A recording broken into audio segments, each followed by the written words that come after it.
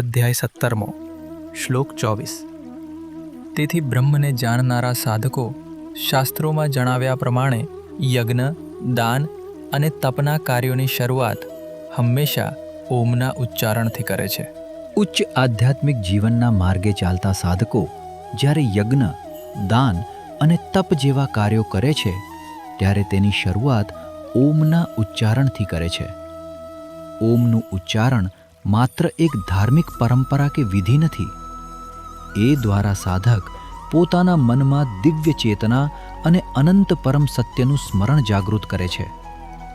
જ્યારે યજ્ઞ, દાન કે તપની શરૂઆત પરમાત્માના સ્મરણથી થાય છે ત્યારે તે કર્મોને એક ઉચ્ચ હેતુ અને આધ્યાત્મિક દિશા મળે છે।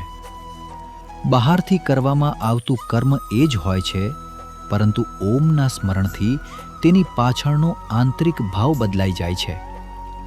મનમાં પરમ, નિરપેક્ષ અને અનંત સત્યનું સ્મરણ કરવું એટલે પોતાના વ્યક્તિત્વને અહંકારથી જન્મતી મર્યાદિત આસક્તિઓમાંથી મુક્ત કરવાનો પ્રયત્ન કરવો।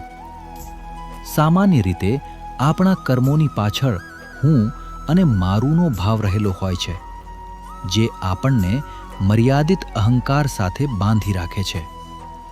પરંતુ જ્યારે ઓમના સ્મરણ દ્વારા મન અનંત પરમ સત્ય તરફ વળે છે ત્યારે આ મર્યાદિત અહંકારની પકડ ધીમે ધીમે ઓછી થવા લાગે છે।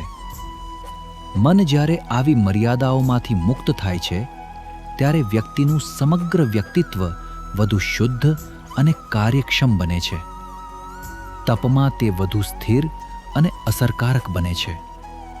યજ્ઞ અને કર્મમાં વધુ નિસ્વાર્થ બને છે અને દાનમાં વધુ ઉદાર બને છે।